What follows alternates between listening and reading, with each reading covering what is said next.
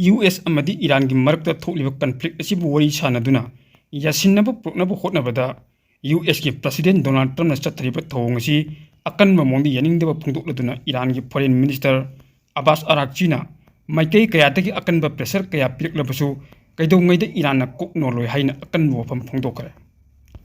Foreign Minister Abbas Araghchi na mahaki official account thator borol amada US amadi Iran gi marakta wari sanaduna diplomatic solution ama proknabu hotnarakpa tangka khudingmakta US na leptana military adventure chathatun lakli US na chathriba military adventure asi crude oil da atamna pressure pinaba chatrakpa thong amara natraga US ki President Donald Trump na makhata na amka hanna khutong thiba mayuk na naba chatrakpa thong amara haina mahakna makhata ki mahakna hai US na maikei kaya dagi akan mamongda pressure kaya piklabasu Iran na mamangi matamdagi hawduna koknonjabagi thabak tawroi haibo wafamadu kaidongaida ahongu tawroi haina US ki President Donald Trump gi mathakta nawhonuna akan wafam asi phungdokki ammaromda Iran gi leijariba defense ki mapangal US ki intelligence agency CIA na report tawrakhibadu aran bani haina phungdokladuna Abbas Araghchi na hai chaliba sahi asi ki February tang 19 dagi hawduna US amati Iran gi marakta tha amaram chukna akan mamong sotna kiba lanpham aduda Iran gi missile inventory amati launcher capacity chad 100 hanthakre haina phondor ki wafam singadusu yumpham yaudaba aran bani Iran gi missile inventory amati launcher capacity hojiksu 120% oina leiri Iran da leijari ba miyambo 1000% hena ngak chenduna thamnana ba Iran lengak na sem sadun leiri haina su makna makhatare ammaromda US amadi Iran gi marakta wari sanadun yasinnabu puknana akan mamongda hotnaringi cherak asida amukan na Strait of Hormuz da US amadi Iran gi marakta khurthokna khare haire Iran da based news agency amagi report amagi matung ina Iran gi oil tanker amadi US na warship home siznaduna akan attack chatrakpada Islam Bosna Guard Corps IRGC maikai dagi anti-ship ballistic missile cruise missile amadi suicide drone siznaduna nakalani gi marakta akan mamongda kurthokna kibani haina pawasin makhatare aduba hainiba attack aduda kaya yamna misimina thokibagi haibagi matangdadi akupa paw hujik makki oina phangba ngamdri Iran na US amadi Israel ga sotna kiba akan balala si mai pakli haibagi wakhalonda athuba matamda great victory thorom pangthoklagani haina laibak adugi ahanba vice president Mohammad Reza Arefana phongdokhare Iran gi mathakta hokiba sahi kaya rom asida thamlakkiba tongan athing baching komthokliba asina US ka thengnariba lalasi mai pakli haina lobu yare haina lusing basina pawmising akhanana unaba amada phongdokki Iran gi mathakta sahi kayamrom sirmilon amadi diplomatic ki oiba pressure sing pidun lakibadu lepna nabagi matamsi yosilakle sahi kaya gi tungda laibak asi malingwi lebak singdagi tongana leiraroi hainasu Reza Arefna lengaki television da pawmising unabagi thorom amada phongdokki hairi atopa pawamana United States ki maikai dagi Strait of Hormuz hangdoktuna ising lambi asida tongan leibak ki commercial shipping security ki oiba thodang loduna masagi panthung tamni yonana ba packet khiba Project Freedom numit kharani lepnurba matung makhatan amuk haunana ba thorang tawkre numit kharani lepnurba matung Project Freedom amuk no haunana ba US na thorang tawlib asi Saudi Arabia amadi ko ina makhoi oiba air space amadi air base US na siznabada ayaba pirakbadagina haire Malim gi maming leiraba news agency amagi report ki matung ina haukiba February tang 19 dagi hoduna US amadi Iran gi marakta tholiba akan conflict sina maram oiraga petroleum products sing yauna tongan ba potchi puthok puchin tawbuda khwaidagi maru oiba lambi yam oiriba Strait of Hormuz Iran na thingjin kibadagi mahausa gum hairiba lambi asida tongan baibak sing commercial shipping chathok chachin tawbu yadadun lakibani Strait of Hormuz da hanagi matagum commercial shipping chathok chachin yadaba sina maram oiraga malingi kaithil de hangal iba porchi gi mamal asina piriba tongan awaba chaitheng asidagi kokhananaba United States of America gi lengak na Strait of Hormuz bo hangdok handuna tongan leibak ki commercial shipping ngak sinduna changani haina phongdok palai bani adubu ising lambi khaktana tana US na security gi thodang loduna commercial shipping chathok chachin yahanna bhotnabada mai pap ngamkide hairiba maram kaya asidagi US ki Project Freedom numit kharani leptun lakibani adubu Saudi Arabia amadi ko ina makhogi oiba air space amadi air base sizinabagi US ayaba pirakhre haire US की Pentagon official की माइकेद की US ना Saudi Arabia अमदी Kuwait air base अमदी air space सिजनबद अयाब फंगलबनिना नुमित खरनी असिगी मनुंगदा लेपलुरबा प्रोजेक्ट फ्रीडम असी अमुक हना पैखनना US लेंगाकना थौरांग तौब हौखिबनि सऊदी अरबिया अमदी कुवैत एयर बेस अमदी एयर स्पेस सिजनबगी अयाब लेरबनिना US ना स्टेट ऑफ हॉर्मुजदा इसिंग अमदी नोंथक्की लंबी सिजनदुना चलिबा कमर्शियल शिपसिंग अमुक हना ngaksenbagi thaba paikhatuna tekta kaidana mai pakna tongan tongan lebak singi commercial shipping makhoi makhoi oiba panthung tamna chatpada khudongcha daba kaya leirambadu kokhangani hairi ammaromda US ki president Donald Trump na mahaki official oiba social media account da thadorok warol amagi matung ina project freedom US na lepkibasi US amadi Iran gi marakta tholiba conflict asibu wari sanandu loisinana bu khotnabada mediator की थौदांग लौइबा पाकिस्तान हाइजरपदगी लेपखिबनि हाइना फोंदोकपदि लेग्रबनि महाकना मखा तारदुना project freedom लेप नतना लेपतबना US अमदि Iran की मरक्ता worry सानदुना याना cereal खुयक पिनबु लखुलिब खोंथांग असिदा करिस अपनब लेरो अथुबा मतंगि मनुंगदा US अमदि Iran की मरक्ता सुक्सोइम सोइदनि याना cereal अम खुयक पिनरगनि हाइबगी थाजबा याना चाउना लई हाइनसु डोनाल्ड ट्रम्पना मंगजौना फोंदोक लेग्रबनि ईरान अमदी अकोइबदा लेरिबा प्रॉक्सी टेररिस्ट ग्रुपसिंग अमदी टर्कीगुम यंगथीबा लेबाक कयाना क्वेश्चनबा इजराइलना मतम अमुक्तदा यूनाइटेड स्टेट्स तगी खमथेंगना सोफिस्टिकेट ओइबा फाइटर स्क्वाड्रन अनि लेननबा अचेतबा फिरेप लौग्रे इजराइल की डिफेंस मिनिस्ट्री की थौरांग असिदा लॉकहीड मार्टिन दगी F-35 फाइटर की मरीसुबा स्क्वाड्रन अमा लेरगनि अमदी बोइंग कंपनी दगी F-15IA फाइटर की अनिसुबा स्क्वाड्रन सु लेरगनि खोंथांग असी प्रोक्योरमेंट की मिनिस्टरियल कमिटीना एप्रूव तौखरे हाइरे प्रोक्योरमेंट अमदी defence minister Israel Katz लोइनना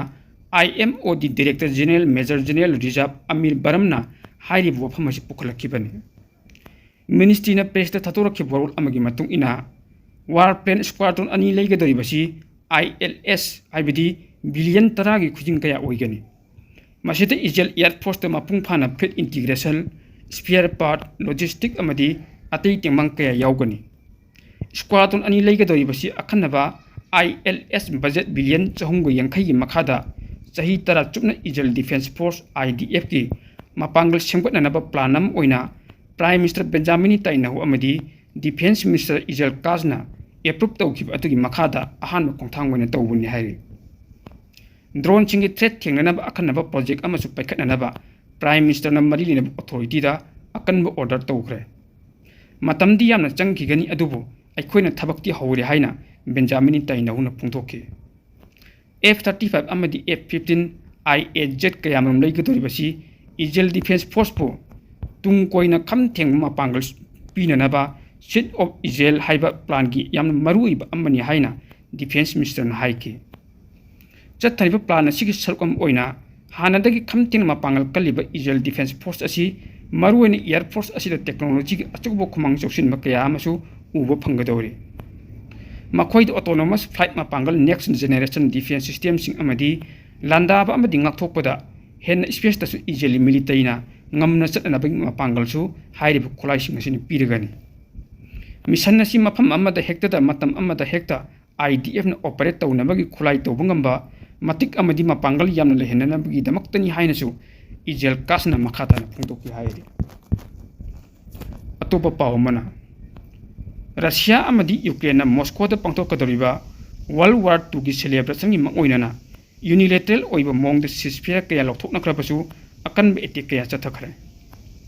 Ukraine gi president Vladimir Zelensky na phungdokkibada Russia gi maiki degi lanchoknari mafam singda karima makhal amatik attack lepai khungpham leikite Ukraine air force na mahakna hairi wafam sing asi phungdok tringai gi mamang pung anirom mangoinana Russia rom dagi drone yankhai tar ena attack chatrak kapthabu ngamkhi Ukraine gi maiki degi su Russia na chatrak drone sing adu chap manana pakum pikhi Russia na Ukraine gi tongan tongan mafam singda makhal kaya gi drone sinaduna strike chaniban gi yankhai hena chataki madugi manungda Ukraine air force na nganang numidang drone chani gi humpu mari rom kapthabu ngamkhi hairi masigi manungda thong adubu Ukraine na matam kharagi oibi yasinaba propaganda adu arem bani haina lauthoke ba ceasefire adu Russia gi president Vladimir Putin na hayang pangthokadaba victory day period adubu ngak chenbagi oiba khakkini haina linari Russia na makhoi oiba Kremlin na leiba square da sahi amagi oina pung amagi oiba yaikhai thingai bi yaudaba matam ama pamdun lakhibani maram maduna hairiba numit adu hek naksilapaka loinana ceasefire hekta lothol ibani mamang di Ukraine gi maiki gi tha siki tang taruk te lokhokiba ceasefire adu arimata khi hairiba matam adu Russia na hana chathram attack sing adu gi saruk ani hengatuna arimata hankibani Russia gi victory day period asi risk leirakpa yai haina leibak adugi maiki gi miyamna phongduknari haina pawo sin makhatari Israel amadi Lebanon gi marakta khutyak pina ke ba ceasefire gi chana kanon ching adu thukaiduna Israel military na Lebanon gi Gaza city da akan ba air strike chathaduna Lebanon gi mi ahum hat kare haina news agency amana phongdukle report asi gi matung ina Gaza city gi ansar area da leiba security force gi infrastructure singda Israel army Apache helicopter sinaduna akan ba attack adu chatrakibani attack adu the security officer ahum yauna puna security personnel mari leigite attack adu the security officer ahum na khutak te leigite aduga atop aduna sokpana maram oiraga manak nak po hospital amada pukhatuna layeng patap chatharingai lekan nabangam dan leigitebani security personnel mari leigiteba adu natana Israel lanmi na misal kapsilaktun chatrakhiba akan attack adu da micham miyoy kaya su open nang hairi Israel Apache helicopter tongduna chatrakhiba akan ma misal attack adu da leigitraba security personnel amadi asok apan nangraba miyoy singadu Al Shifa hospital amadi Red Crescent Al Saraya Pil hospital da lekan naduna leiri hairi hauki basahi October thada gi hoduna ceasefire gi chana kanon sing adu thukaiduna Israel na ngasi phawbata Palestine gi matakta akan ma attack kaya chathari maruwaina Gaza city da Israel na atamnana attack kaya chathabaja ngasi su leptri chali basahi sigi April thada Palestine amadi Israel gi marakta chana kiba ceasefire gi chana kanon sing adu thukaiduna Israel larmina Palestine gi matakta attack kan chathari chayula sida su ceasefire gi bayole tawduna Israel na Gaza gi matakta akan ma mongdi attack chataduna Palestine ma chatram chamaga tramato hatkre miyoy chahung ko humdra truk henban asu open nang han kre haina Gaza government gi media official sing maike de gi hairi official gi maike de gi phongduro pagi matung ina Israel amadi Lebanon gi marakta thokliba conflict asina maram oiraga awa ana taraba Lebanon gi miyam lising trani pan henbada et tracking chathok chachin tawbada ayaba pigani haina ceasefire gi chana kanon da yaujarabasu Israel na violate tawduna supnagi lising mari ga changa ga supna ahum khaktang et Gaza city da changma yaba ayaba Israel army na piri Israel gi thong asina maram oiraga mathau taba health care water supply amadi nongmada changdaba yadraba tangai phadaba polamsing phangnana bkhotnabada Palestine gi miyam adukki mati awaba kaya mayuknari hairi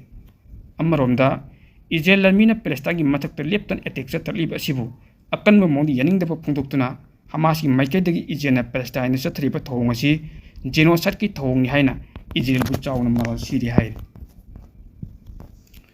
Los Loches ki Mexico City da leiba Plaza Pista Las Palmas shopping mall khanghodan mai chawrakpadagi miyoy manga leikidre aduga miyo kunthani pan henbana asuk open nangkhre Mexico City police ki maikidagi phongdorakpada Plaza Pista shopping mall ama mai chakni haiba paw hi phangbaga khutakta rescue force mafam madu changchinduna rescue operation chathaki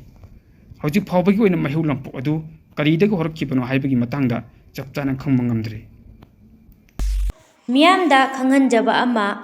Impact TV News Channel asida tongan hiram singi matangda advertise tawbiningba miyoi singi oina yamna chawna offer pizari maram aduna advertise tawbiningba miyoi singna offer asigi khudong chawa lawbiyu hiram asigi matangda apamba miyoi singna mobile number 9366127201 da call tawbiraklaga khudong chaba asi lawbiyu haina Impact TV News ki maikaidagi miyamda appeal tawjari